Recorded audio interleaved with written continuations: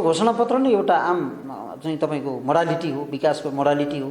त्यही घोषणापत्रको आधारमा नै हामीले ती घोषणापत्रसँग मिट हुने योजना नै अहिले यी व्यापार प्रवर्धन, स्वास्थ्य, शिक्षा यी विषयलाई मूल विषयलाई केन्द्रबिन्दुमा राखेर हामीले योजना निर्माण गर्नुपर्छ र त्यही अनुसारको कार्यक्रम बनाएर बजेटिङ पनि त्यही ढङ्ग के छ भने आधिकारिक निकायबाट पुष्टि नभइकन त हामीले यो दोषी हो भन्ने दोषी करार कसैलाई गर्न मिल्दैन।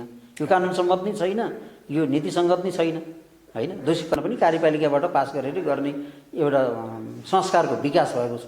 त्यो चाहिँ नवबुद्ध नगरपालिकामै छ जस्तो लाग्छ मलाई। अख्तियार दुरुपयोग अनुसन्धान आयोगमा गइसकेपछि यसको चिज चाहिँ यो सत्य तथ्य नै आउँछ जस्तो लाग्छ हामीलाई। अख्तियार त आकर्षित हुन्छ जस्तो लाग्दैन। अनि यो मेयर र प्रवक्ता एकातिरको विषय र त्यसपछि अरू कार्यपालिका विषय एकातिर भन्ने सन्दर्भको विषय यो हुनै सक्दैन। त्यो चाहिँ कानुनी कारबाही, त्यो राजनीतिक कारबाही पनि हुन सक्ला, त्यो चाहिँ अरू आम जनताको नजरबाट हेर्ने सामाजिक कारबाहीको कुरा पनि हुन सक्छ। सूचना तथा मनोरञ्जनको लागि कृपया हाम्रो टिभी 9 सब्स्क्राइब गर्नुहोस्, साथै छेउमा रहेको बेल आइकनलाई पनि दबाउन नबिर्सनुहोस्। नमस्कार, तेमल online.com र हाम्रो टिभी नमबुद्धमा यहाँलाई स्वागत छ। म ज्ञामजो लामा। यतिखेर मुलुक कोरोना भाइरस सङ्क्रमणको कारणले लकडाउनको अवस्थामा छ। लकडाउनलाई प्रभावकारी ढङ्गले कार्यान्वयन गर्नको लागि नेपाल सरकारले स्थानीय सरकारलाई जिम्मा दिएको अवस्था छ। हामीले काभ्रेको विभिन्न स्थानीय तहहरूमा लकडाउनको प्रभावकारी कार्यान्वयन र विभिन्न क्षेत्रमा यसले पारेको प्रभाव र विविध विषयमा स्थानीय जनप्रतिनिधिहरूसँग अन्तर्संवाद गर्दै आएका छौँ। आज हामी नमबुद्ध नगरपालिका वडा नम्बर 2 का वडाध्यक्ष तथा प्रवक्ता सञ्जीव ढकालसँग अन्तर्संवाद गर्न गइरहेका छौँ। आउनुहोस् उहाँलाई स्वागत गरौँ। स्वागत छ यहाँलाई। हस्, धन्यवाद। लकडाउनको अवस्थामा तपाईँ नगरको चाहिँ प्रवक्ता पनि हुनुहुन्छ होइन, हजुर, वडाध्यक्ष पनि हुनुहुन्छ। दिनचर्या चाहिँ कसरी बिताइरहनु भएको छ? अहिले मुलुक चाहिँ कोरोना भाइरसको सङ्कटमा छ।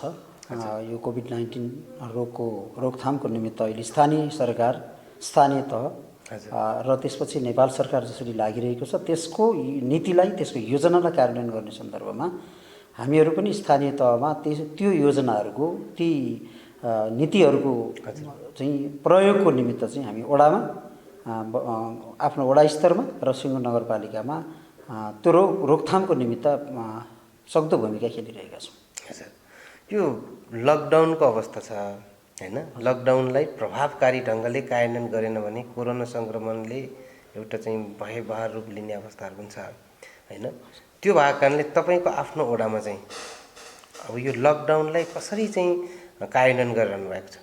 नवबुद्ध नगरपालिका वडा नम्बर 2 मा यो कोरोना भाइरस रोकथामको निमित्त चाहिँ हामीले खास गरी बाहिरी मान्छेहरू आउने जो विदेशबाट आइरहनु भएको छ, खास गरी छिमेकी देश भारतबाट आइरहनु भएको छ, ती व्यक्तिहरूको चाहिँ उच्च निगरानी गरिरहेका छौँ। त्यो चाहिँ जनस्तरमा पनि छ र त्यो हामीले कोरोना भाइरसको जुनबाट लाग्ने कोभिड-19 रोगको रोकथाम र नियन्त्रणको लागि वडा स्तरीय समन्वय समिति बनाएको छौँ।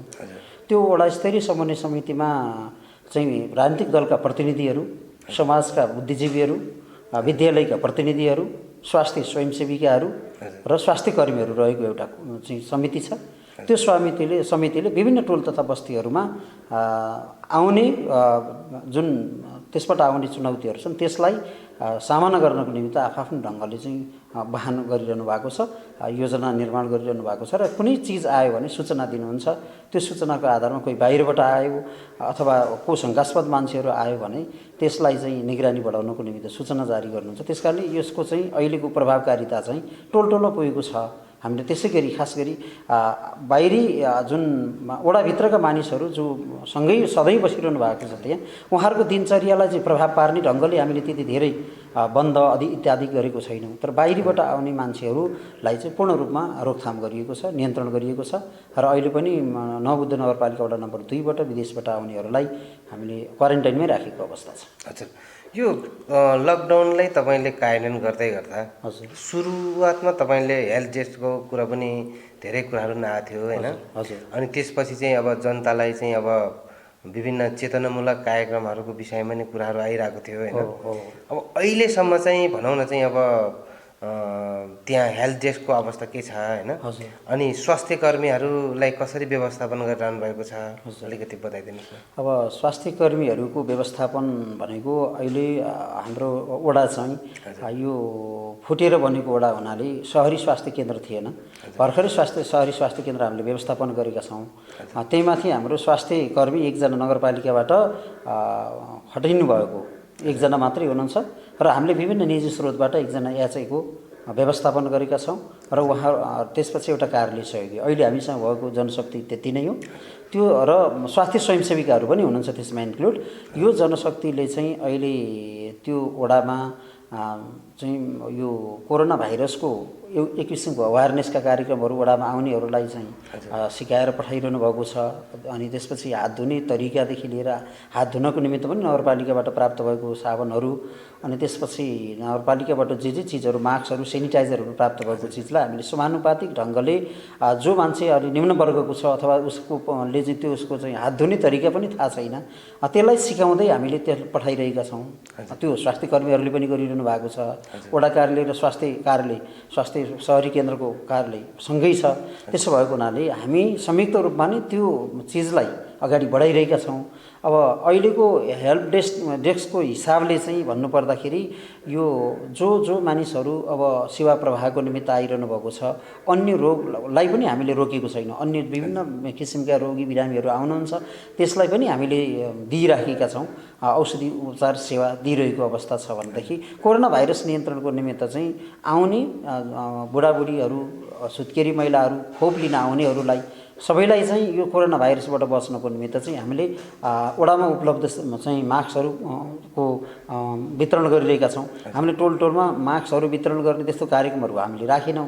यो वडा कार्यालय अन्तर्गत रहेको सहरी स्वास्थ्य केन्द्रमा जो आउनुहुन्छ सुत्केरी रोगी बिरामी वृद्धवृद्धीहरू, उहाँहरूलाई हामीले मास्कसहित यो कोभिड-19बाट बच्नको निमित्त चाहिँ सतर्कताको चाहिँ हामीले परीक्षण जस्तो अथवा उहाँहरूलाई बुझाएर हामीले पठाइरहेका छौँ।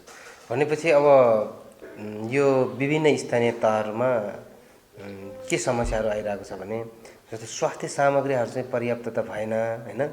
जस्तो अब स्वास्थ्य कर्मीहरू त यो लडाइँको चाहिँ अग्रपङ्क्तिमै हुनुहुन्छ उहाँहरू होइन। उहाँहरूलाई चाहिँ अब लड्न जाऊ भनेर चाहिँ तपाईँले निर्देशन दिनुभयो, तर उहाँहरूलाई पर्याप्त हतियार चाहिँ तपाईँले दिनु भएन भन्ने चाहिँ भनौँ चाहिँ अब गुनासोहरू अथवा त्यो अभावहरू चाहिँ देखिन्छ। तपाईँकोमा चाहिँ यो स्वास्थ्य सामग्रीहरू को अवस्था चाहिँ के छ? स्वास्थ्य सामग्रीको अवस्था अहिले हामीसँग प्रशस्त मात्रामा छ। हामीसँग तपाईँको पिपिई छ। खास गरी हाम्रो स्वास्थ्य कर्मीहरू 2 जना हुनुहुन्छ, उहाँहरूले प्रयोग गर्ने पिपिई हामीसँग चाहिँ डबल सेटहरू छ।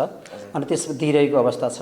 उहाँहरूलाई चाहिँ हामीले अझ मेरो वडाको सन्दर्भमा चाहिँ भन्नुहुन्छ भनेदेखि चाहिँ विभिन्न सङ्घ संस्था र व्यक्तिसँग चाहिँ हामीले केही रकमहरू लिएर त्यो युद्ध स्तरमा लडिरहनु भएको छ। यो कोरोना भाइरसको सन्दर्भमा पनि दिनौँ सहरी स्वास्थ्य केन्द्रमा गइरहनु भएको छ चाहिँ स्वास्थ्य कर्मीहरू, उहाँहरूलाई चाहिँ इन्सेन्टिभ स्वरूप हामीले केही रकमहरू चाहिँ विभिन्न सङ्घ संस्थाहरूबाट र समाजसेवी व्यक्तिहरूबाट मागेर दिइरहेको अवस्था छ।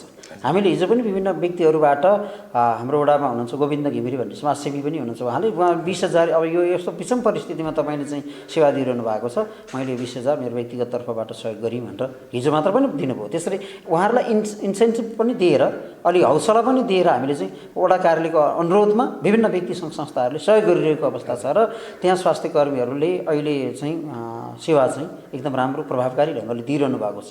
उहाँहरूले दिनुभएको जुन सेवा छ त्यसमा वडावासीहरू पनि सन्तुष्ट हुनुहुन्छ, त्यहाँ कुनै गुनासो प्राप्त भएको छैन। अब यो लकडाउन करिब 2.5 महिना होइन बित्दैछ हजुर होइन। यो अवधिमा चाहिँ यो कोरोना भाइरस सुरुवातमा त जनता पनि अत्यन्तै त्रसित, तपाईँ हामी भनौँ जनप्रतिनिधिहरू मिडियाकर्मीहरू पनि अत्यन्तै त्रसित भएको थियो होइन। अब अहिले यो 2.5 महिनाको अवधिमा चाहिँ तपाईँ गाउँघरमा जनताको घर दैलोमा पुग्दै गर्दाखेरि जनताको मनोबल चाहिँ कस्तो पाउनुभयो? अब यो स्थिति चाहिँ के भयो भने यसलाई मैले भूकम्पसित जोडेर हेर्न चाहेँ। जब सुरुमा 72 सालमा भूकम्प आयो, मानिसहरू त्यो भूकम्पदेखि एकदम त्रासित भयो। त्यो घरभित्र आफ्नो भएको सामान सम्पत्ति लिन जान सक्नु भएन, बाहिर पाल हालेर बस्नुभयो, त्यो घरभित्र छिर्न सक्नु भएन, अनि एकदम त्रासदीपूर्ण अवस्था भयो। तर त्यो एउटा मनोविज्ञानले पनि काम गर्यो। जब सबै बित्दै गयो त्यसपछि उहाँहरूले त्यो आफ्नो घरभित्र भएको सामान चाहिँ निकाल्नको निमित्त पनि अत्यन्तै डराएर कुदेर दगुरेर चोरले निकाले जस्तो आफ्नो सामानहरू निकाल्न थाल्नुभयो। बिस्तारै घरबाट सामानहरू निकाल्न थाल्नुभयो। अनि त्यसपछि अब समय बित्दै गयो। त्यसपछि होइन अब सुत्न चाहिँ नसुतौँ, यो घरमा खानासम्म चाहिँ पकाएर खाउन भन्न लाग्नुभयो। त्यसपछि त्यही घरलाई भान्साको रूपमा प्रयोग गर्न थाल्नुभयो। अनि खाना खाइसकेपछि अब टहरमा कति बसिरहने, 4-5 वर्ष बसिसक्यो, घर बनाउन सकिएको अवस्था छैन। अब भूकम्पको त आउँदैछ, अब यो यही घरमा सुत्नु पऱ्यो भनेर नागरिकहरू फेरि त्यही घरमा सुत्न थाल्नु भएको छ। जो लाभग्राही हुनुभएको छैन, लाभग्राही हुनेहरूले त घर बनाउनु भयो, तर अब लाभग्राही नहुने र जो बनाउन त्यो 50,000 पहिलो किस्ता लिएर पनि घर बनाउन नसक्ने मानिसहरू चाहिँ त्यही घरमा फर्केर फेरि सुत्न थाल्नु भएको छ। भनेपछि त्यो जित्दै त्यो त्रासलाई चाहिँ एकदम मेट्दै जब उहाँ चाहिँ एउटा आत्मबलले त्यो घरभित्र बस्नु सफल हुनुभयो, त्यसै गरी अहिले कोरोना भाइरस चाहिँ हिजो 3 जना मात्र नेपालमा सङ्क्रमित भयो रे भन्दा जति त्रासदीपूर्ण अवस्था थियो, अहिले चाहिँ अब त्यो चाहिँ अब 3500 हाराहारीमा सङ्क्रमण भइसक्यो, 13-14 जना मानिसहरूको मृत्यु भइसक्यो। यो अवस्थामा पनि नागरिकहरूले चाहिँ अब होइन यो कोरोनासित चाहिँ भागेर होइन यसलाई जुधेर जीवन सहजता बनाउनुपर्छ कि भन्ने मनस्थिति चाहिँ जनताहरूमा त्यो देखा परेको छ। उच्च मनोबल प्राप्त भएको अवस्था छ। अब हामी यो नगरको केही विकास निर्माणको विषयमा कुराकानी गर्छौँ। हजुर सर। है हजुर। अब तपाईँको कार्यकाल अब 3 वर्ष पुरा भइसक्यो। पुरा भयो सर। तर यहाँ जनताको गुनासो के छ भने अथवा यहाँको चाहिँ अलिकति विकास कसरी भइरहेको छ भनेर चासो र चिन्ता गरिरहने एउटा तबकाको पनि कुरा हो त्यो, होइन? यो नमबुद्ध नगरपालिकाले कसरी विकास समृद्धि बनाउने भन्ने चाहिँ मास्टर प्लान बनाउन तपाईँले सक्नु भएन भन्ने छ। किन बनाउन सक्नु भएन? अब नमबुद्ध नगरपालिकाले यो समग्र विकासको निमित्त मास्टर प्लान बनाउने कुरालाई सुरुको वर्ष जब निर्वाचित भयो त्यसपछि नमबुद्ध नगरपालिकाले एउटा असल अभ्यास सुरुवात गरेको थियो। त्यो असल अभ्यास भनेको विभिन्न यो नगरपालिकाभित्र रहनुभएका र नेपाल सरकारको उच्च तहमा रहनुभएका विभिन्न चाहिँ विधामा चाहिँ आफ्नो विशिष्टता हासिल गर्नुभएका व्यक्तिहरूको भेला मार्फत चाहिँ नवबुद्ध नगरपालिकाको समग्रमा विकासको मोडालिटीको सन्दर्भमा एउटा छलफल चलाएको थियो र त्यसबाट प्राप्त सुझावहरू पनि थियो। त्यो सुझावहरूलाई कार्यान्वयन गर्ने सन्दर्भले एउटा मोडल बनाउनुपर्छ र नवबुद्धको विकासको अवस्थालाई हामीले चाहिँ एउटा भिजनरी ढङ्गले चाहिँ यसको एउटा दृष्टिकोण दिनुपर्छ भन्ने हामीले त्यो सोचेको थियौँ। त्यो सोच्ने क्रममा अब यो जुन प्लान बनाउने कुरा चाहिँ यो प्राविधिक विषय रहेछ, यो प्राविधिक विषय रहेछ, यो विशेषज्ञको विषय रहेछ। हामीले त एउटा अलिकति आवरण मात्र दिने हो, तर त्यसको सबै चिज निकाल्ने चाहिँ विज्ञहरूले यसको रहेछ र त्यसले चाहिँ त्यो निकाल्ने क्रममा तपाईँले भने जस्तो पक्कै अलि ढिलो भएको हो। हामीले यसको बजेटको व्यवस्थापन पनि गरेका छौँ। हामीले यो के छ नम्बरको योजना 20 वर्षे रणनीतिसहित बनाउने गरी चाहिँ एउटा बजेट विनियोजन भएको छ र त्यो बजेटले चाहिँ अहिले यो कोरोना भाइरसको कारणले त्यो बजेट इम्प्लिमेन्ट हुन सकिरहेको छैन जस्तो लागिरहेको छ मलाई, होइन? अब त्यो कारणले गर्दाखेरि अब कोरोना भाइरसको त्रास सकिसकेपछि एउटा मोडालिटी त आउँछ। त्यसको अलावा हामीले अब त्यो बनाउन हामीले अलि ढिला भएको पक्कै हो, तर त्यो हामीले अब नवबुद्ध नगरपालिकाको घोषणापत्र जुन बनाएको छौँ त्यो घोषणापत्र नै एउटा आम चाहिँ तपाईँको मोडालिटी हो, विकासको मोडालिटी हो। त्यही घोषणापत्रको आधारमा नै हामीले ती घोषणापत्रसँग मिट हुने योजना नै अहिले इम्प्लिमेन्ट भइरहेको अवस्था छ र त्यसो भएको हुनाले चाहिँ अब समग्र गतिहीन र दिशाहीन ढङ्गले अगाडि बढेको भन्ने कुरा चाहिँ अलिकति होइन। किनकि नवबुद्ध नगरपालिका सुरुको नगरपालिका जस्तो होइन, नयाँ नगरपालिका। यसले आफ्नो कानुनी बाटाहरू पनि बनाउँदै जानुपर्ने, आफ्नो संरचनाहरू पनि बनाउँदै जानुपर्ने। वडा कार्यालय 3-4टा वडामा वडा कार्यालयहरू थिएनन्, होइन? अनि त्यसपछि नवबुद्ध नगरपालिकाको आफ्नै भवन थिएन, तर यसले आफ्नो स्ट्रक्चर पनि निर्माण गर्दै गएको छ।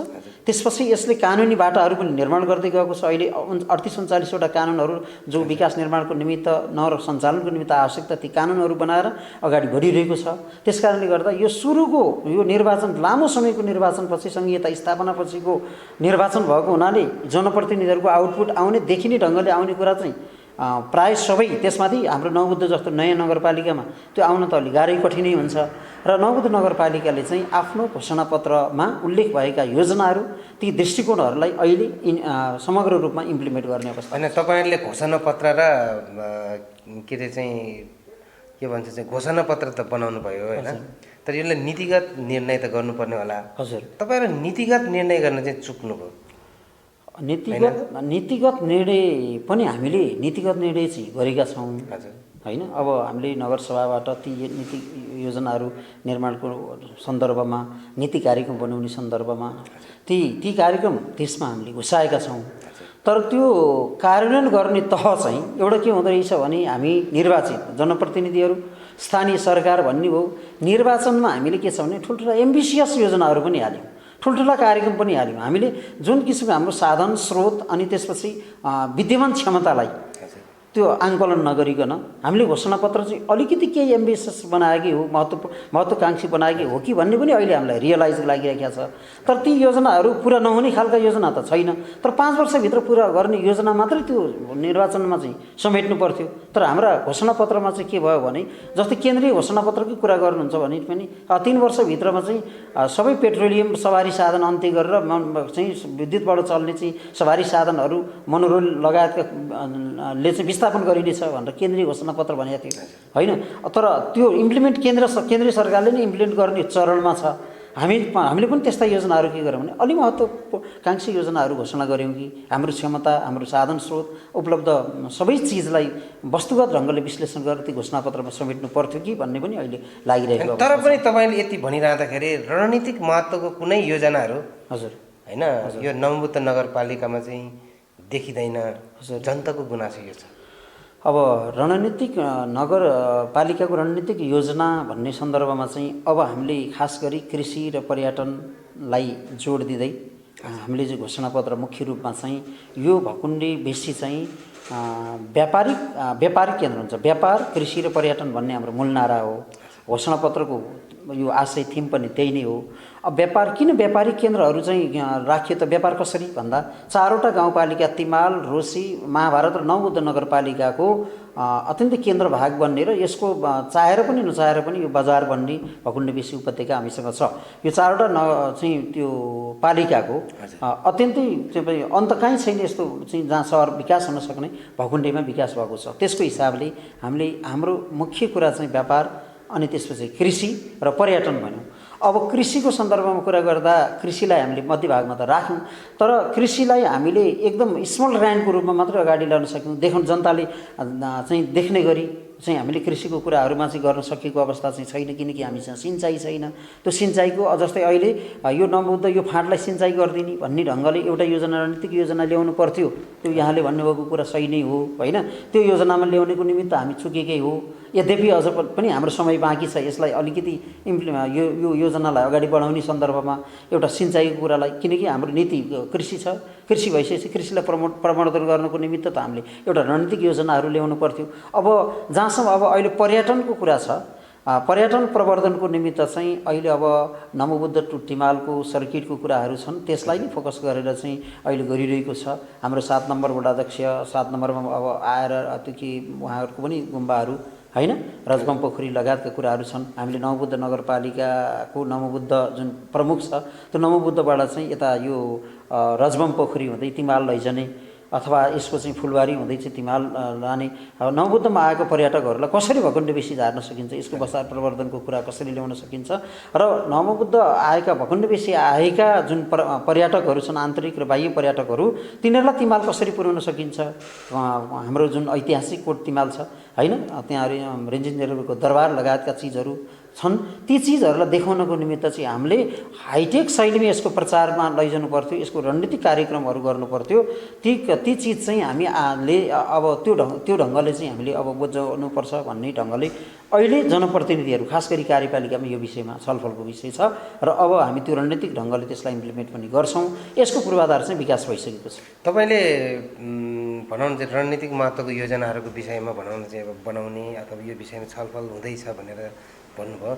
तर तपाईँहरू वडा अध्यक्ष पनि हुनुहुन्छ होइन, यो रणनीतिक महत्त्वको योजनाहरू नबन्नुको पछाडि चाहिँ अब यो वडा अध्यक्षहरू चाहिँ आफ्नो वडामा कसरी चाहिँ सबभन्दा बढी बजेट लान सकिन्छ होइन।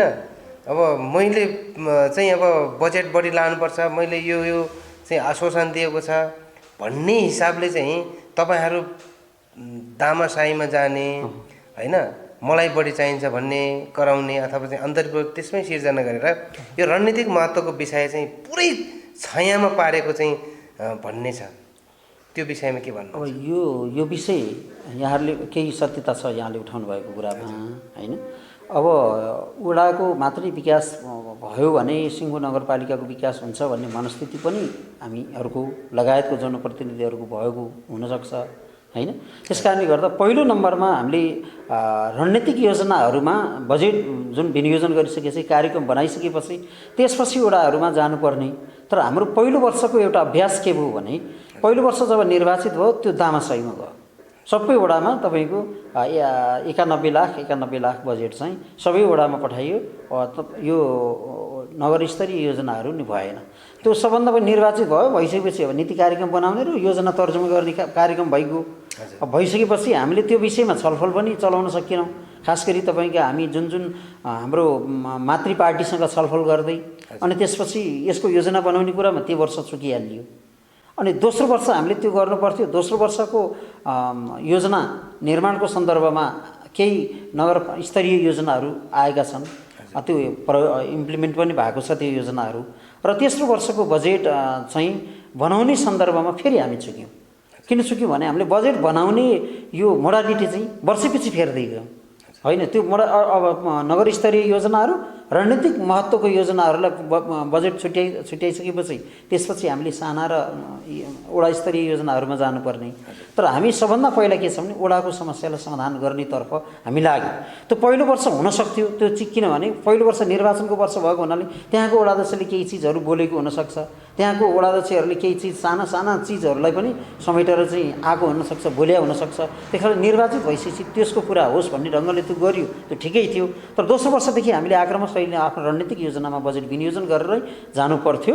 त्यो चिज चुकिएको छ। अब यो वर्षबाट हामी चुक्दैनौँ र रणनीतिक योजना वर्ष पनि चुक्नु भयो। तेस्रो वर्ष चाहिँ हामीले तेस्रो वर्ष चाहिँ के छ भने तेस्रो वर्ष फेरि हाम्रो चाहिँ वडाध्यक्षहरू बिचमा यो साझा चिज बन्न सकेन।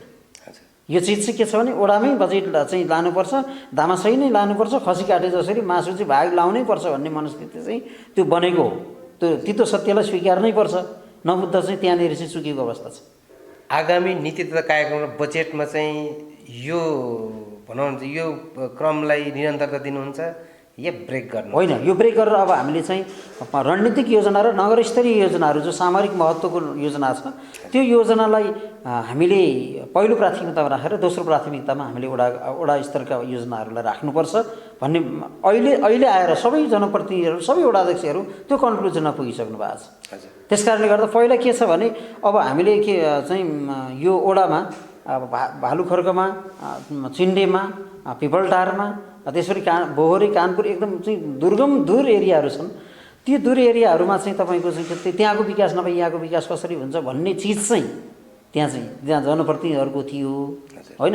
त्यो त्यहाँको नै विकास हुनुपर्छ। तर काहीँ न काहीँ देखाउने चिज चाहिँ हुनुपर्छ नि त। हामीले त हाम्रो रणनीतिक योजनाहरू छन्, ती योजनाहरूलाई नगरपालिका स्तरीय योजनाहरू र हामीले जुन कुराको प्रतिबद्धता व्यक्त गरेका छौँ जनताका सामु, ती योजनाहरूलाई चाहिँ रणनीतिक ढङ्गले त्यसको कार्यान्वयन गर्ने पक्षमा चाहिँ अहिले जनप्रतिनिधिहरू एक ठाउँमा आइसक्नु भएको छ। हामीले अन्य वडा अध्यक्षहरूसँग पनि यो विषयमा छलफल गऱ्यौँ। हजुर, उहाँहरूको चाहिँ अब आरोप के छ भने हजुर तपाईँ र मेयर साहब हजुर एकातिर, हजुर अरू वडा अध्यक्षहरू जसले चाहिँ रणनीतिक महत्त्वको योजनाहरू पेश गर्छ तिनीहरू एकातिर, उहाँहरू एकातिर। हजुर, त्यो भइसकेपछि चाहिँ यो रणनीतिक महत्त्वको चाहिँ योजनाहरू चाहिँ निर्माण हुन सकेन भन्ने उहाँहरूको आरोप छ। त्यो बिल्कुल गलत हो। त्यो चाहिँ त्यो आजको दिनमा उहाँहरूको आरोप चाहिँ त्यो बिल्कुल आरोप हो। किनभने तपाईँको त्यो यहाँ जनप्रतिनिधिहरू बिचमा यो तपाईँले साझा बहस चलाइदिनु अनुरोध गर्छु म त। किनभने त्यो चिज चाहिँ बिल्कुलै गलत हो। उहाँले वडामा बजेट लाने सन्दर्भमा, वडा स्तरमा बजेट लाने सन्दर्भमा एकदम चाहिँ तपाईँको अरू साथीहरूको एकदम नै तपाईँ के हुन्छ भने सधैँ हो। यहाँ चाहिँ तपाईँ के हुन्छ भने एउटा वडाध्यक्ष, अब नाम नलिउँ, एउटा वडाध्यक्ष तपाईँ के हुन्छ भने होइन हामीले अब पर्यटन वर्ष छ भिजिट नेपाल 2020, त्यसलाई मध्यनजर गरेर बजेट चाहिँ छुट्याउनु पऱ्यो। अब नवबुद्धको चाहिँ पूर्वाधार विकासको निमित्त हामीले 1 करोड छुट्याउनुपर्छ भन्न योभन्दा अघिल्लो वर्ष हामीले गऱ्यौँ होइन। अब तपाईँ के हुन्छ भने त्यसलाई होइन यो उसै चाहिँ नवबुद्ध चाहिँ प्रचारमा छ नि, त्यहाँ चाहिँ तपाईँको त्यहाँको जुन पर्यटनहरूलाई ल्याएर त्यहाँको पैसाले चाहिँ त्यहाँ बनाउने हो नि भन्ने ढङ्गले भयो। अनि पछि भिजिट नेपाल 2020 चाहिँ अब इम्प्लिमेन्ट गर्ने सन्दर्भमा सबैले यति पैसा छुट्यायो भने पालिकाले अरू पालिकाले यति पैसा छुट्यायो भने भनेपछि फेरि त्यही वडा अध्यक्ष के छ हाम्रो रणनीति के हो हाम्रो 2020 सफल पार्ने रणनीति के हो हामीले त्यसमा बजेटै छुट्याएन भनेर भन्नुभयो भनेपछि यो आरोप प्रत्यारोपको विषय होइन यो छलफली अनुभवको विषय हो। त्यस कारणले गर्दाखेरि मेयर साहब र मेरो रणनीति मात्र इम्प्लिमेन्ट भएर गएको छैन होइन मेयर साहब र मेरो मात्रै तपाईँको चाहिँ भिजनलाई चाहिँ इम्प्लिमेन्ट गर्न सक्ने अवस्था पनि छैन। कार्यपालिकामा एउटा भनौँ न चाहिँ अब निर्णय हुन्छ कार्यान्वयनमा जाँदाखेरि तपाईँहरू दुईजना मिलेर अर्कै कार्यान्वयन गर्नुहुन्छ त्यो भएको कारणले यो नमबुद्धको समृद्धि चाहिँ अलि अब दुःख लाग्दो अवस्थामा पुग्ने अवस्थामा छ भनेर त्यो गुनासोहरू होइन कार्यान्वयन गर्ने सन्दर्भमा चाहिँ त्यस्तो निर्णय भएका विषयहरूलाई कार्यान्वयन नगर्ने भन्ने त कुरै हुँदैन। हाम्रो नगरसभाले गरेको निर्णयलाई कार्यान्वयन गर्नु पर्यो कार्यपालिकाले गरेको निर्णयलाई दृढतापूर्वक कार्यान्वयन गर्नु पर्यो। कार्यपालिकाको बैठकको निर्णयलाई एउटा मेयर साहबले त्यसलाई कुल्चन सक्ने अवस्था पनि छैन हाम्रो कानुनी आधार पनि त्यो छैन। त्यसपछि नगरपालिका जुन नगरस्तरीय यो चाहिँ निर्णय छ यो सभास्तरीय निर्णय छ त्यो सभास्तरीय निर्णयलाई पनि कुल्चन सक्ने कसैलाई अधिकार छैन कानुनी छुट छैन। त्यस कारणले गर्दा त्यो योजना एकातिर चाहिँ कार्यान्वयन अर्कोतिर भन्ने सन्दर्भ चाहिँ गलत हो यो हुनै नसक्ने कुरा किनकि कानुनले नै नदिने कुरा भोलि त्यो त कानुनी हिसाबले पनि फल्स हुन्छ होइन। त्यस कारणले यो विषय चाहिँ हुनै सक्दैन। त्यस कारणले गर्दाखेरि निर्णय गर्दाखेरि हामी सबै चुक्यौँ भन्ने कुराले क्वेसन उठाउनुपर्छ जनप्रतिनिधिहरूले। त्यस कारणले गर्दा मेयर साहबले मात्र गर्दा गल्ती होइन सबैले गल्ती गरेको छ भने सबै जनप्रतिनिधिहरूले भाग बराबर नै हो यसमा। अब किनभने निर्णय गर्दा जति कार्यपालिका गरेको निर्णय कार्यान्वयन गर्ने हो नि त नगरपालिकाले त होइन। त्यसो भएको हुनाले चाहिँ निर्णय गर्दाखेरि हामी कहीँ कतै चुकेको हो भने त्यो हामी सबैले जिम्मेवारी लिनु पर्यो। अब अहिले मेयरलाई मात्रै थोपरेर अब त्यस कारण प्रवक्ता मात्रैलाई थोपरेर पनि हुन सक्दैन त्यो सबैले त्यो जिम्मेवारी लिनुपर्छ। अब होइन नगरपालिकाले कार्यपालिकाले यो निर्णय गरेको थियो त्यसपछि योजना चाहिँ कार्यान्वयन चाहिँ यो भयो भन्न सक्ने त आज चाहिँ कोही जनप्रतिनिधि हुँदैन। त्यस कारणले आरोपको निमित्त आरोप होइन तथ्यसहित तर्कसहित ती कुराहरू गर्नुपर्छ र सबै जनप्रतिनिधिहरू हामी अब के हुन्छ भने एक ठाउँमा आएर 2 वर्ष बाँकी छ यो सबै जनप्रतिनिधिहरूले चाहिँ आफ्नो मात्रै होइन यो सिङ्गो नगरको विकास र समृद्धिको निमित्त सोचिएन भनेदेखि तपाईँको अलिक गाह्रो परिस्थिति सिर्जना हुनसक्छ कि यो मेयर र प्रवक्ता एकातिरको विषय र त्यसपछि अरू कार्यपालिका विषय एकातिर भन्ने सन्दर्भको विषय यो हुनै सक्दैन यो कल्पनाभन्दा बाहिरको कुरा हो। निर्णय गर्ने सन्दर्भमा एकमतले निर्णय भएको छ मेयर एक्लैले निर्णय गर्न सक्ने अवस्था पनि छैन। त्यो गरिएको एकदम मेयर स्तरीय निर्णयले कुनै ठुला सामरिक योजनाहरू अथवा प्रभावकारी योजनाहरूलाई चाहिँ अगाडि बढाएको अवस्था पनि छैन किनकि सानोभन्दा सानो योजना पनि कार्यपालिकाबाट पास गरेर गर्ने एउटा संस्कारको विकास भएको छ। त्यो चाहिँ नगद नगरपालिकामै छ जस्तो लाग्छ मलाई। अन्त अरू नगरपालिकाको हिसाबले हेर्दा मेयर साहबले त्यो सबै चिजहरूलाई चाहिँ कार्यपालिकामा ल्याउने प्रस्तुत गर्ने र कार्यपालिकाको निर्णयलाई नै बोक्ने हिसाबले अगाडि बढ्नु भएको छ। अब यो निर्णय भएको विषय सबै जिम्मेवार हुनुहुन्छ सबै कार्यपालिकाको सदस्यहरू सबै जिम्मेवार हुनुहुन्छ निर्णय गर्ने सन्दर्भमा। अनि निर्णय गर्दाखेरि चाहिँ एकमत हो सबै एकमतले निर्णय गर्ने हो। कार्यान्वयन गर्ने सन्दर्भमा निर्णय बेगरको यो निर्णय कार्यपालिकाको र नगरसभाको निर्णयभन्दा बाहिर गएर कसैले पनि यो कार्यान्वयन गर्न सक्ने अवस्था छैन। हजुर यो अब तपाईँहरू नयाँ चाहिँ नीति तथा कार्यक्रम र बजेट बनाउने तर्खरमा हुनुहुन्छ सायद कार्यपालिकाको बैठक तपाईँहरू बसिरहनु भयो होला। तपाईँ प्रवक्ताको हैसियतले र वडा अध्यक्षको हैसियतले आगामी नीति तथा कार्यक्रम र बजेटमा चाहिँ कुन विषयलाई तपाईँले प्राथमिकतामा दिएर लानुहुन्छ विशेष गरी नगर स्तर र वडा स्तरमा? अहिले अब यो नयाँ नीति कार्यक्रम र बजेटको बेला छ हामी त्यसमा जुटिरहेका छौँ प्रारम्भिक चरणमा छौँ। यो चरणमा चाहिँ अब हामीले अब सबै जनप्रतिनिधिहरूको मनसाय के छ भने अब नगर स्तरीय योजनाहरूलाई प्राथमिकता दिने त्यो हाम्रो समग्र रणनीतिक योजनाहरू कुन कुन विषय हुन् त्यसलाई दिने भन्ने सवाल नै छ। त्यसो भएको हुनाले हामीले पर्यटनको कुरा एउटा आयो त्यसपछि कृषिको कुरा एउटा आयो त्यसपछि बजार प्रवर्धनका कुराहरू आयो त्यो मार्केटिङका कुराहरू आए त्यसलाई हामीले समग्र रूपमा जोडेर नै योजना बन्छ। किनभने अब पर्यटन पूर्वाधारको विकासको निमित्त एउटा मुख्य योजनाको रूपमा रह्यो। दोस्रो चाहिँ तपाईँको अब कृषिलाई बढावा दिने कुराहरू रह्यो। र त्यसको अलावा हामीले अघि नै पनि भन्यौँ यो व्यापार हाम्रो मुख्य नारा छ। त्यो व्यापारलाई प्रवर्धन गर्ने ढङ्गले अहिले पनि नवबुद्ध नगरपालिकाले नगरपालिका स्तरीय नवबुद्धको यो भगुण्डेको बजारको कृषि उपजहरूको सङ्कलन गर्नको निमित्त चाहिँ तपाईँको चाहिँ एउटा सङ्कलन केन्द्रहरूको निर्माण गरेका छौँ। अब त्यो सङ्कलन केन्द्र भइसकेपछि विभिन्न व्यक्तिहरू व्यक्ति सङ्घ संस्थाहरूसँगको चाहिँ लिङ्केज गराएर यहाँलाई बजार प्रवर्धन गर्ने र यहाँका उत्पादनहरूलाई सिधै जुन जसले उपभोग गर्नुहुन्छ उपभोग गर्नेहरूको सम्म पुर्याउने र एकदम बिचौलियाहरू विहीन बनाउने उद्देश्यले नगरपालिकाले काम गरिसकेको छ। त्यहाँ सङ्कलन केन्द्रहरू लगायतका विषयहरू पनि बनिसकेका छन्। त्यो कृषिलाई पनि हामी त्यहाँ ठाउँ दिन्छौँ। यसको अलावा अब अहिले चाहिँ यो कोभिड-19सँग लड्नु छ। यो कोभिड-19सँग लड्ने हुनाले स्वास्थ्यमा हाम्रो मुख्य ध्यान जानुपर्छ र अबको त्यो एउटा बन्नुपर्छ र स्वास्थ्यको अलावा अब कोभिड-19सँग लड्नु पनि छ। त्यसपछि कोभिड-19सँग लड्दा लड्दै हाम्रो विकास र समृद्धिको कुरालाई र हाम्रो चाहिँ उसलाई समृद्धिलाई उठाउनु पनि छ। त्यसो भएको हुनाले त्यहाँ फोकस गरी निर्वाचन हामीले बजेट विनियोजन गर्छौँ। निर्वाचनमा हामीले बोलेका घोषणापत्रलाई कार्यान्वयन गर्ने सन्दर्भले। अनि अर्को पाँचौँ कुरा भन्नुहुन्छ के भनेदेखि अहिले सबभन्दा जटिल विषय अब शिक्षा छ। शिक्षा के छ भने एकदम डामाडोल अवस्थामा रह्यो। अब हाम्रा बालबालिकाहरू एकदम चाहिँ अब 1 वर्षको उनीहरूको चाहिँ मेहनत चाहिँ खेर जाने अवस्थामा पुगिसकेको छ। त्यसकारणले त्यसलाई ती शिक्षालाई कसरी माथि उठाउन सकिन्छ त्यसको योजना के हो भन्ने ढङ्गले यसरी हामीले पर्यटन, कृषि, त्यसपछि व्यापार प्रवर्धन, स्वास्थ्य, शिक्षा यी विषयलाई मूल विषयलाई केन्द्रबिन्दुमा राखेर हामीले योजना निर्माण गर्नुपर्छ र त्यही अनुसारको कार्यक्रम बनाएर बजेटिङ पनि त्यही ढङ्गले गर्नुपर्छ भन्ने लागिरहेको छ। हजुर, अब यहाँ जनतालाई तपाईँले प्रश्न पार्नुपर्ने 1-2वटा कुराहरू छ। हजुर, राजस्व सङ्कलनमा अनियमितताको चर्चाले यहाँ नगरपालिकामा मात्रै होइन काभ्रे जिल्लामा मात्रै होइन राष्ट्रिय रूपमै त्यसले चर्चा पायो। त्यो विषयमा तपाईँ जानकार हुनुहुन्छ। हजुर, र तपाईँ पनि त्यसको चाहिँ अब छानबिन समितिको सदस्यको हैसियतले तपाईँले पनि अब केही दिन काम चाहिँ गर्नुभएको थियो। अब त्यो अनियमितताको प्रसङ्ग होइन टुङ्गे कि टुङ्गेन, त्यसको प्रगति के भइरहेछ, त्यो अनुसन्धान अथवा चाहिँ कारबाही प्रक्रियाको जनताले जान्न चाहेको छ। अब यो समितिको विषयमा चाहिँ जब सुरुमा छानबिन समितिमा मलाई म पनि संलग्न थिएँ 10 नम्बर वडाको वडाध्यक्षको संयोजकतामा बनेको समितिमा।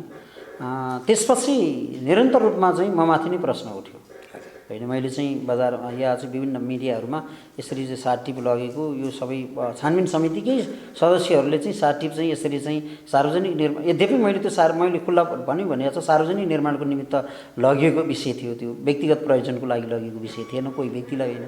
तर क्वेसन उठिसकेपछि मैले त्यो छानबिन समितिबाट मैले राजीनामा दिएँ। त्यसपछि त्यसमा हाम्रो 6 नम्बरको वडाध्यक्षज्यू जो फरक पार्टीबाट निर्वाचित भएर आउनुभएको छ, यसलाई पनि समावेश गरेर जानुपर्छ भन्ने ढङ्गले हामीले छलफल गऱ्यौँ र अलि यसलाई पारदर्शी बनाउनुपर्छ र यसलाई चाहिँ अलिकति चाहिँ यहाँ भएको चिज के हो त्यसको बारेमा बाहिर ल्याउनुपर्छ भन्ने ढङ्गले 6 नम्बरको वडाध्यक्षलाई नै राख्यौँ र अर्को 3 नम्बरको वडाध्यक्ष समावेश गरेर हामीले त्यो समिति बनाइरहेका थियौँ। त्यो समितिले आफ्नो म्याद अवधिभित्र एउटा काम गर्यो। गरिसकेपछि जब त्यो समितिले काम सुरु गर्यो त्यसपछि अख्तियार आफै आकर्षित भयो। अख्तियारले आएर सबै डकुमेन्टहरू जो आधिकारिक यो यहाँ लोकल स्तरको छानबिन समितिमा छानबिन गर्नको निमित्त आवश्यक डकुमेन्टहरू चाहिँ के भयो लिएर गयो। लिएर गइसकेपछि अब यहाँ छानबिन समिति स्थानीय स्तरको छानबिन समिति के गरेर बस्ने, यसको म्याद थप्ने कुरा पनि त्यति चाहिँ प्रभावकारी ढङ्गले भएन। म्याद थप्दाखेरि पनि के भयो, जनतामा के सन्देश जाने भने होइन अख्तियार आकर्षित भइसक्यो तर यो समिति चाहिँ यिनीहरूले चाहिँ यहाँ चाहिँ ढाँट छल गर्नको निमित्त एउटा आफ्नै भित्रको समिति जो आफैमाथि क्वेसन उठिसकेको छ। नगरपालिकामाथि क्वेसन उठ्नु भनेको त आफ्नैमाथि क्वेसन उठ्ने हो। त्यो समितिको औचित्य त के छ भन्दा आम जनतामा सञ्चार माध्यममा यिनीहरूमा चाहिँ क्वेसन उठ्ने सवाल भएको हुनाले नि त्यो हामीले त्यो समितिलाई म्याद चाहिँ थपाएनौँ। त्यो समितिले एक प्रकारको आफ्नो प्रतिवेदन बुझाएको छ। त्यो प्रतिवेदन हामीले चाहिँ अख्तियार दुरुपयोग अनुसन्धान आयोगमा हामीले त्यो पठाएका छौँ जुन डकुमेन्टका साथसाथै। तर अख्तियार अनुसन्धान आयोगको जुन रिपोर्ट छ त्यो रिपोर्ट अहिले छानबिनको चरणमा छ। त्यो छानबिनले एउटा निकास दिइहालेको भएदेखि जनताको बिचमा प्रष्टता आउँथ्यो दोषीमाथि कारबाहीको प्रक्रिया पनि उठ्थ्यो होला। त्यो चाहिँ कानुनी कारबाही, त्यो राजनीतिक कारबाही पनि हुन सक्ला, त्यो चाहिँ अरू आम जनताको नजरबाट हेर्ने सामाजिक कारबाहीको कुरा पनि हुन सक्ला। ती विषयहरू प्रष्ट हुन्थ्यो होला। तर अहिले अख्तियार पनि अब लकडाउनमा परेको होला सायद, अब त्यसको छानबिन प्रक्रिया पनि अब टुङ्गिन्छ होला छिट्टै। त्यसपछि आउने जो दोषी छ त्यसलाई दोषीलाई हामीले कारबाही गर्ने। हैन, तपाईँमाथिको आरोपको कुरा अलिक प्रसङ्ग अलिकति जोड्न चाहन्छु म। तपाईँमाथि पनि अब 6-7 टिप सामान लागेको भन्ने आरोप आयो। हजुर हैन, त्यो भइसकेपछि अब मै माथि आरोप आइसकेपछि म यहाँ बस्नुको औचित्य तपाईँले त्यो समितिमा देख्नु भएन। तर तपाईँले चाहिँ रासो तिरेर या नतिरेर कुन तरिकाले चाहिँ त्यो सामान लानुभएको थियो? राजस्व चाहिँ मैले चाहिँ प्रष्ट रूपमै यो सार्वजनिक निर्माणको लागि भनेर वडा कार्यालयबाट चाहिँ सिफारिस गरेको। मैले सिफारिस पनि कान्तिपुरमा आएको छ चाहिँ छापिएरै आएको छ, उसमा चेष्टामा पनि आएको थियो। त्यो सिफारिस नै गरेर के छ भने फलानाले यसरी चाहिँ सार्वजनिक निर्माण गर्ने, जस्तै यो माथि जनकल्याण भन्ने माध्यमिक विद्यालय छ, त्यसको वाल पर्खाल सबै भवन ढल्ने अवस्था सिर्जना भयो। त्यसपछि विष्णुदलगण धुलीखेलको सहयोगमा आर्मीहरू आए, आर्मीहरूले त्यो दिने भए, त्यो बनाइदिने भए, तर ढुङ्गा पनि उनीहरूले किनेर ल्याउने भए। तर त्यहाँ आर्मीले पनि भन्यो र विद्यालयले नै आधिकारिक रूपमै लेटर लेखेर भन्यो कि यो सामान चाहिँ अलिकति हामीलाई 4-5 टिप ढुङ्गाको चाहिँ यो छुट दिनु पऱ्यो, हामीसँग त्यो पैसा छैन, बजेट छैन, अहिले बर्खामा चाहिँ अब चाहिँ यो भवन बनाउनु छ भनिसकेपछि मैले वडाबाटै चिठी लेखेर फलानु विद्यालयको यसरी चाहिँ माग आएको हुनाले नियमअनुसार गरिदिनु भनेर चाहिँ मैले चाहिँ एउटा सिफारिस दिएको। अब त्यो सिफारिस दिँदाखेरि नियममा छुट दिनु मिल्नु छ भने देऊ, नियममा पैसा लिएर छोड्नुपर्छ भने छोडिदेऊ भनेर चाहिँ मैले त्यो चिठी, त्यो सिफारिस चाहिँ मैले व्यक्तिगत रूपमा भनसुनको आधारमा, टेलिफोनको आधारमा मैले लगेको होइन। मैले बकाइदा चाहिँ आफ्नो कागजको आधारमा, सिफारिसको आधारमा उहाँहरूले छोड्नुभयो। तर अब त्यो छोड्ने विषय चाहिँ अब माग आइसकेपछि सिफारिस हामीलाई गाह्रो छ। वडा अध्यक्षले सिफारिस दिएन, मेरो विद्यालय बन्थ्यो अथवा मेरो एउटा घर बन्थ्यो, मेरो गरिबको घर बन्थ्यो, वडा अध्यक्षले सिफारिस दिएन भन्ने हुन्छ। अनि हामीले चाहिँ नियमअनुसार गरिदिनु भनेर चाहिँ त्यहाँ पठाइदियो। नगरपालिका मार्फत खटिएका कर्मचारीहरूलाई यसरी माग आएकोले नियमअनुसार गर्नु भनेको हो। अब म चाहिँ के भन्छु भने नियमअनुसार गर्नु भनेको छुट दिनु भने होइन होला। नियम छुटमा कहाँ त्यस्तो नियममा चाहिँ त्यस्तो मान्छेहरूलाई छुट दिने प्रावधान छ भने देऊ, पैसा लिने प्रावधान छ भने लियो भनेर भन्ने अर्थले पनि बुझ्नु पऱ्यो। हजुर, त्यस कारणले गर्दा म माथि क्वेसन उठिसकेपछि मैले त्यो समितिमा बसेर काम गरिरहँदा त झन् समस्या आयो।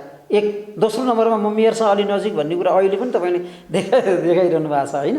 त्यस कारणले फेरि तपाईँको अब फेरि सिधै मेयर साहबमाथि क्वेसन, आम जनताको, पब्लिकको, मिडियाको प्रहार त मेयर साहबमाथि बढी छ होइन। त्यस कारणले गर्दा फेरि यो संलग्न भएर मेयरलाई बचाउन लाग्यो भन्ने पनि अर्थ जान्छ भनेर नै त्यो समितिबाट राजीनामा दिएको। तर यो समग्र अख्तियार दुरुपयोग अनुसन्धान आयोगमा गइसकेपछि यसको चिज चाहिँ यो सत्य तथ्य नै आउँछ जस्तो लाग्छ हामीलाई। अख्तियार त आकर्षित हुन्छ जस्तो लाग्दैन। अनि यो प्रमाणहरू सबै बाहिर आइसकेपछि अनियमितता त यहाँ भएकै छ। हजुर हजुर, त्यो हाम्रो मिडिया मार्फत पनि त्यो चाहिँ अब सम्प्रेषण भएको थियो। हामीले पनि चाहिँ अब भनौँ चाहिँ पत्रकारिताको भनौँ न प्रयोग गर्दाखेरि त्यहाँ हामीले भेट्यौँ। हजुर होइन। अब तपाईँ जहाँसम्म जति बेलासम्म रहनुभयो हजुर त्यति बेलाको सम्मको चाहिँ प्रगति चाहिँ के भएको थियो? प्रगति चाहिँ यो को संलग्न रहेछ, कुन कुन स्तरको मान्छेहरू संलग्न रहेछ, के पाउनुभयो? होइन, त्यो म एउटा बैठक बस्यो, म छानबिन बसेपछि होइन। पहिलो बैठकले के निर्णय गर्यो भने उद्योगबाट कति सामग्री नउद्योगको बाटो भएर गएका रहेछन् त, कति त्यो उद्योगबाटै आएका सामग्रीहरू चाहिँ हिसाब गरौँ न त भन्ने कुरा 7 नम्बरको वडा अध्यक्षले राख्नुभयो। समितिको सदस्य हुनुहुन्थ्यो। अनि त्यसपछि ल ठिक छ, त्यसो भने सबै उसलाई चाहिँ पत्र काटौँ त, हामी जुन छ हामी 3टा क्रसर 2टा 5वटा जम्मा के छन् त्यसलाई पत्र काटौँ त, कति टिप चाहिँ यो अवधिदेखि यो अवधिसम्म चाहिँ कुन कुन गाडीले कति चलानी गरेर कुन कुन ठाउँको लागि लगिया रहेछ त्यो कुराको लागि भनेर पत्र काटियो। पत्र काटिसकेपछि दोस्रो बैठकले एउटा, अनि दोस्रो बैठक, पहिलो बैठकले त्यही निर्णय गर्यो, त्यही काम गर्यो। दोस्रो बैठकले होइन अब 6 नम्बरको वडा अध्यक्ष पनि राख्नु पऱ्यो नि त, यो त किनभने दलगत हिसाबले पनि अहिले नेकपा एक भएको अवस्था। अब यसमा चाहिँ संलग्न अब मेयर पनि नेकपाबाट निर्वाचित, त्यसो भयो भने यिनीहरूले चाहिँ भित्रभित्र मिलाउँछौँ भन्ने क्वेसन पनि किन उठ्न दिनु। त्यस कारणले 6 नम्बरको वडा अध्यक्षको संयोजक के अरे उहाँलाई पनि सदस्यता बनाउन त, सदस्यमा निर्वाचित गर्यौँ भन्ने एनालाइसिस गर्यो, कार्यपालिकाले बैठकले गर्यो। त्यसपछि हामीले के गर्यौँ, कार्यपालिकालाई 6 नम्बरको वडा अध्यक्षलाई चाहिँ समितिमा चाहिँ लानको निमित्त कार्यपालिका समक्ष सिफारिस गर्ने निर्णय गर्दै त्यो बैठक सकियो। त्यसपछि छानबिन प्रक्रिया हुँदै थियो, अख्तियार आयो, सबै सामग्रीहरू लिएर गयो। राजस्व सङ्कलनमा संलग्न जो कर्मचारीहरू छन् हजुर होइन, उहाँहरूलाई चाहिँ कुन अवस्थामा राख्नु भएको छ, जनतालाई प्रष्ट पार्नु पर्यो।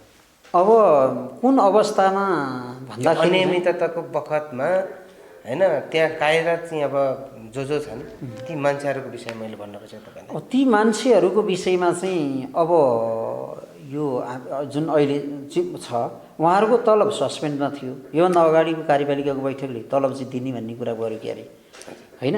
काम सबै चाहिँ तपाईँ के हुन्छ भनेदेखि काममा आइरहनु भएको छ, हिँडिरहनु भएको छ। सस्पेन्ड भन्ने कुरा ज्यालदारी कुरा हो, सस्पेन्ड भन्ने कुरा हुँदैन होला सायद होइन। सस्पेन्ड भनेपछि ज्यालादारी त कि जा कि बस भन्ने कुरा हो। अब नेपाल सरकारको निजामती कर्मचारी भए पो नगरपालिकाले कसैले गर्न सक्दैन, उसलाई सस्पेन्ड गरेर केही अवधिको लागि काममा नबस्ने, छानबिन प्रक्रिया नटुङ्गिन्जेलसम्मको लागि हो। अब त्यसमा दुईवटा कुराहरू हुन्छन्, एउटा कि काम गर्न आइज कि जा भन्ने विषय हो।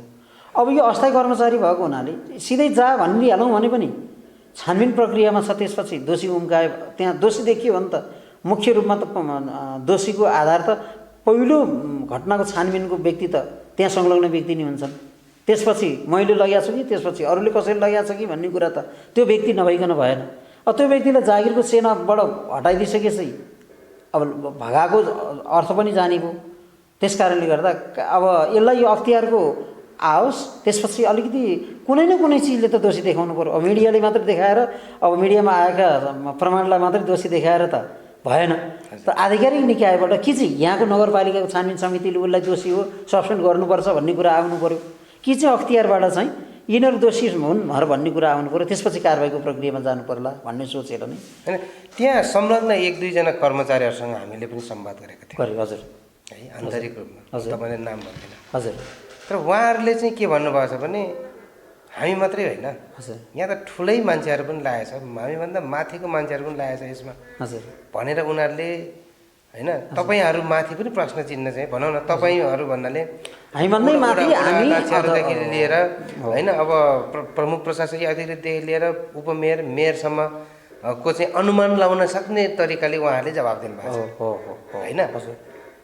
यो उहाँहरूले यसो भनिरहँदाखेरि होइन, तपाईँको अनुमानमा चाहिँ होइन ठुलो भन्ने मान्छेहरू संलग्न होला या नहोला?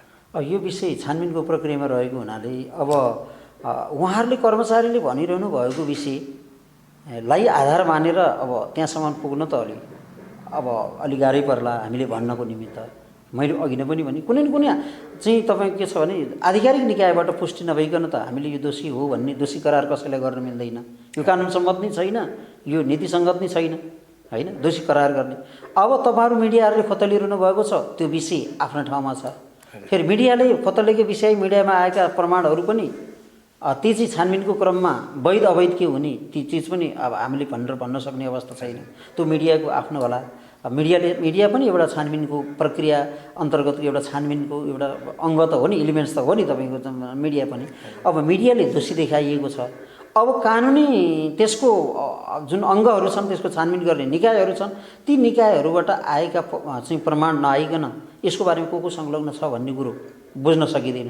त्यसमा म संलग्न हुँला, अरू कोही कार्यपालिकाको सदस्यहरू संलग्न हुनु होला, मेयर उपमेयर संलग्न होला, नगरपालिकाको कर्मचारी प्रमुख प्रशासकीय लगायत कोही संलग्न हुनु होला, त्यो आफ्नो ठाउँमा छ। तर अहिले के छ भने मिडियाले बोलेको कुरालाई मात्रै आधार बनाएर उहाँहरूलाई दोषी करार गर्न सकिएन। अनि त्यसपछि अरू आम जनताले उनीहरूले कर्मचारीले पनि भनिसकेपछि अब कर्मचारीले भन्दा दोषी त लगाउला। कर्मचारीले त्यहाँ संलग्न भएकोले नि मेयरले गर्यो, प्रमुख प्रशासकीयले गर्यो, वडाध्यक्षले गर्यो, फलानले गर्यो, तिलानले गर्यो भन्ला। अब उनले बोलेका चिजहरू पनि आधिकारिकता कति हुने हो, त्यसको चाहिँ प्रमाण के हुने हो भन्ने ढङ्गले पनि हामीले अब यो छानबिनको प्रक्रिया भएको हुनाले होइन। उसको आशय के थियो भने म कारबाहीमा पऱ्यो भने हजुर म त्यहाँ जति संलग्न छ त्यो मान्छेहरूलाई देखाइदिन्छु हजुर होइन। त्यो भइसकेपछि यो कुरा उसले अभिव्यक्ति दिइसकेपछि हजुर उसले भनेको कुरा ठुलो मान्छे उसको भाषामा ठुलो मान्छेलाई त्यति कुरा राखिसकेपछि अख्तियार पनि अब त्यही ठुलो मान्छेहरूले नै बोलायो हजुर हैन छिटोभन्दा छिटो यहाँ आउनु पर्यो अब यहाँको कागजपत्रहरू के हो यहाँ मिलाउनु पर्यो भनेर चाहिँ अब बोलाएको भन्ने पनि चाहिँ अब बजारमा हल्ला छ होइन बोलाएको भन्दा पनि अब संसारमा तपाईँको के हुन्छ भने यदि गल्ती गरेको भए सामाजिक सामान्य हिसाबले पनि हजुरले एनालाइसिस गर्नु गल्ती गरेकै मान्छे भयो भने मेरो विरुद्धमा छानबिन गर्न आइजु भनेर अख्तियार चाहिँ नगरपालिकाको पोल्टामा पनि होइन होला मेयर साहबको पोल्टामा पनि होइन होला प्रमुख प्रशासकीय पोल्टामा पनि होइन होला अब उहाँहरूले दोषी नै हो भने पनि म दोषी उप चाहिँ कारबाही गर्न छानबिन गर्न आऊ भनेर त्यो त भन्दैन होला सकेसम्म ढाकछोपी गर्ने यहाँबाट मिलाउने प्रयत्न गर्थ्यो होला त्यस कारणले अब उहाँहरूले भनेको जसले भनिरहेको छ हाम्रो जुन अभ्यास छ